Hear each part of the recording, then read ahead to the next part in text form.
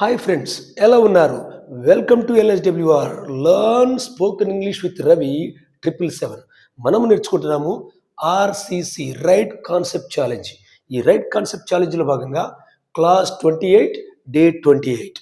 Right, మన topic ఏంటంటే what is MTI, what's MTI, that's our topic. So ఈ MTI అనేటువంటిది చాలా మోస్ట్ ఇంపార్టెంట్ విషయం. దాన్ని చాలా చాలా చాలా చాలా జాగ్రత్తగా మనం గమనించుకోవాలి. లేదంటే అది అంటే మనం ఇంగ్లీష్ భాష, ఆంగ్ల భాష మనం మాట్లాడేటప్పుడు అది రాసేటప్పుడు కానీ ముఖ్యంగా మాట్లాడేటప్పుడు అంత స్పష్టంగా ఉండదు. ఎంటీఐ అంటే ఏంటో చూద్దాం. Right, so MTI mother tongue influence or interference. I repeat, mother tongue influence or interference. So let us see the most important topics, most important points. So most important points ఏంటంటే ఫస్ట్ది pronunciation errors, ఉచ్చారణ దోషాలు. మనం మాట్లాడేటప్పుడు ఉచ్చారణ సరిగా అంటే English ఉచ్చారణ లాగా మాట్లాడాలి. ఉచ్చారణ దోషాలు ఉంటే కనుక అవి లేకుండా రెక్టిఫై చేసుకోవాలి. మనం జాగ్రత్తగా కొంచెం మంచి మెంటార్ని, కొంచెం స్టాండర్డ్ వీడియోస్ని గమనించుకుంటూ సో మనం ఇమిటేట్ చేయాలి, mimicking, so that we will get good pronunciation. Right. రెండో పాయింట్ ఏంటంటే wrong word order.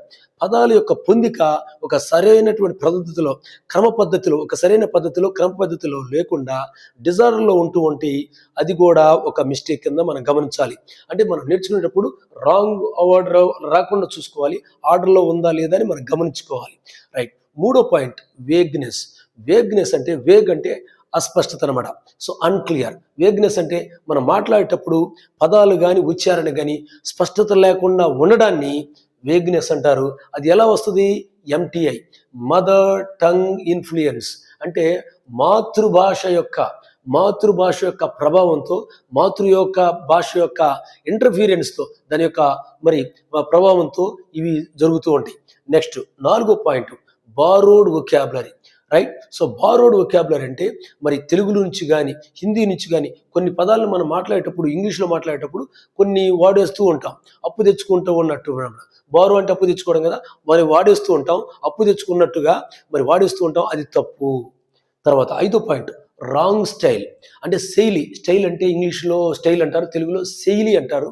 So wrong style ఉండకూడదు, కరెక్ట్ స్టైల్. అంటే మన శైలి స్పష్టంగా ఉండాలి.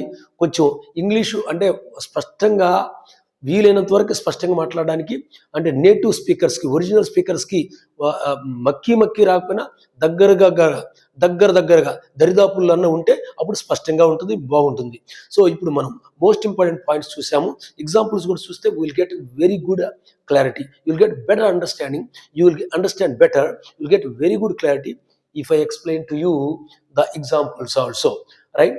మన వీడియోని లైక్ చేయండి, షేర్ చేయండి, కామెంట్ చేయండి, సబ్స్క్రైబ్ చేయండి, కొత్త వాళ్ళకి పరిచయం చేయండి.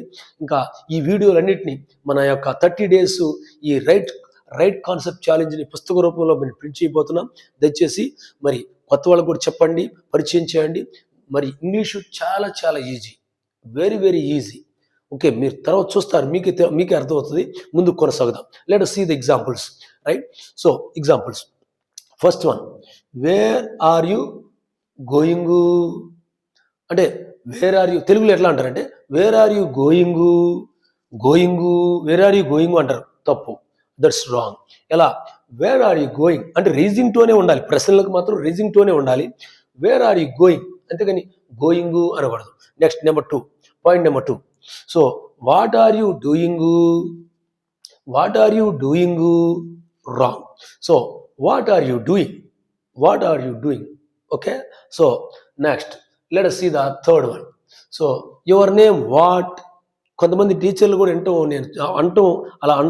అలా మాట్లాడడం నేను గమనించాను. కొంతమంది మనుషులు, కొంతమంది teachers. So your name what, తప్పు, దట్స్ రాంగ్.